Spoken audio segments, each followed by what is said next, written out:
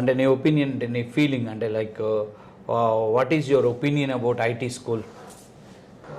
IT school, ఇక్కడ IT స్కూల్లో అయితే అందరూ నేర్చుకోవాలి సార్.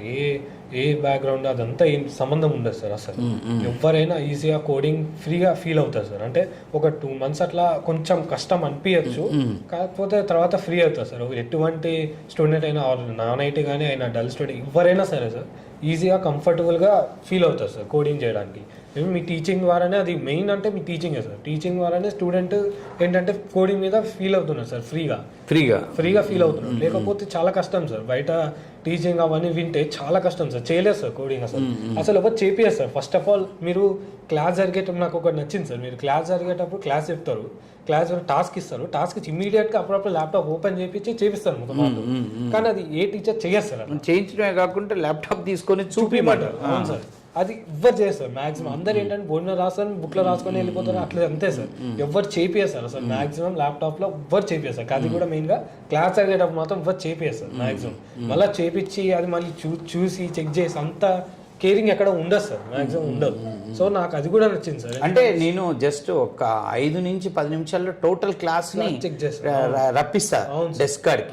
జనరల్ ఇప్పుడు మనకు 100 మంది ఉంటారు, 100 members ని ఎలా చెక్ చేయాలనుకుంటారు టీచర్, అంటే ఎలా చెక్ చేయాలనుకుంటారు దాన్ని కూడా నేను డివైడ్ చేస్తాను. ఇంటర్వ్యూ బ్యాచ్ బాయ్స్ అంట, ఇంటర్వ్యూ బ్యాచ్ గర్ల్స్, అండ్ నా ప్రిపరేషన్ బ్యాచ్ బాయ్స్ గర్ల్స్.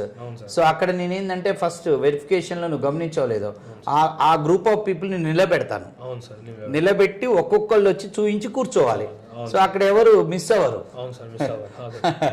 అక్కడ ఛాన్స్ లేదు కదా, సో దొరికిపోతాడు వాడు ఒకవేళ చూయించకుండా. సో అది నేను అంటే ఈరోజు కదా, మొదటి 10 years నుంచి ఏ టాస్క్ ఇచ్చినా కానీ 99% నేను వెరిఫై చేస్తాను.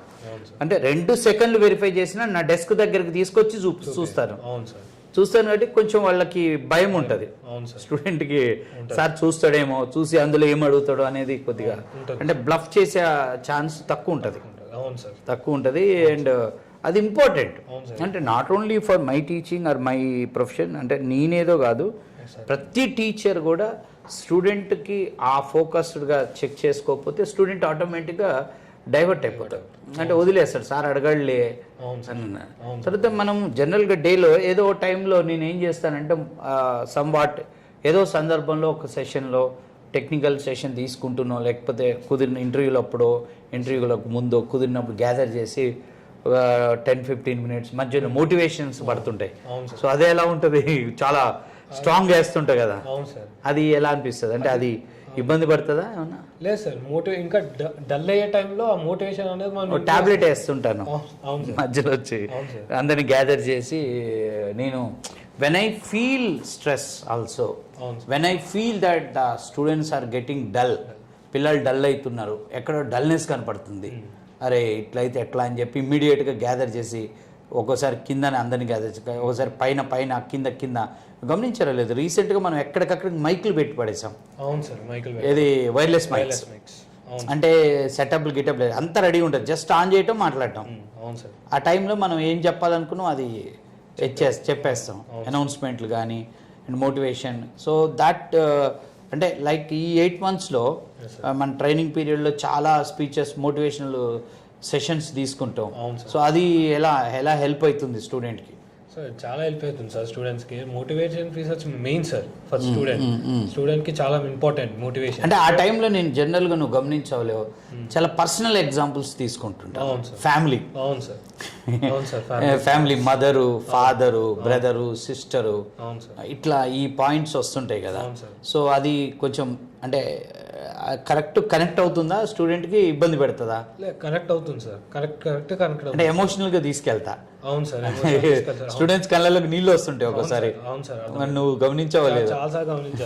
చాలాసార్లు పేరెంట్స్ ఇప్పుడు ఇలా ఉన్నారు, తర్వాత వాళ్ళు రేపు 20 years తర్వాత వాళ్ళు డల్ అయిపోతారు, ఆ రోజు నీ వైపు చూస్తుంటారు, అప్పటికల్లా నువ్వు సెటిల్ అయి ఉంటే ఏం కాదు, లేకపోతే హాస్పిటల్కి వెళ్ళలేని పరిస్థితులు ఉంటాయి. సో అప్పుడు మనం బాధపడాలి, ఇట్లుంటుంది అట్లుంటుంది అని చెప్తుంటాం. Will be connected to all.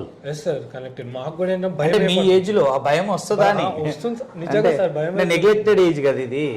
వస్తుంది సార్ భయం, చాలా భయం వస్తుంది. మీరు చెప్పడం వల్ల నాకు నిజంగా ఫియర్ అవుతుంది భయం. అంటే చాలా మంది నేను చూసిన గర్ల్స్ చూస్తుంటాయి, బాయ్స్ కూడా గర్ల్స్ కూడా, ఆ కనెక్టెడ్ టైంలో పేరెంట్ది గుర్తు తెచ్చేసరికి ఏడుస్తుంటారు. వాళ్ళ మూమెంట్ వాళ్ళని, అంటే నా ఉద్దేశం ఏంటంటే వీళ్ళు ఎక్కడున్న డైవర్ట్ అవుతున్నారేమో అనే ఒక భయంలో వాళ్ళని మళ్ళా ఫ్రాంక్గా చెప్పాలంటే ఎమోషనల్గా మళ్ళీ వాళ్ళని అంటే స్టడీస్ వైపు తీసుకురావాలని ప్రయత్నిస్తుంటాను. అవును సార్. సో దా హెల్ప్ అవుతుందా? హెల్ప్ అవుతుంది. అంటే before I come to give a motivational speech and after మీలో ఏమన్నా చేంజ్ ఉంటుందా?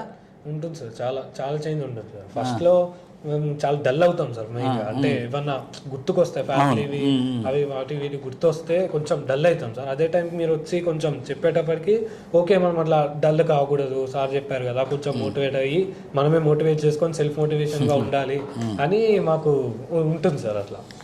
Okay okay Praneeth, anyhow all the very best. Thank you sir. Very soon I hope you are going to get a job.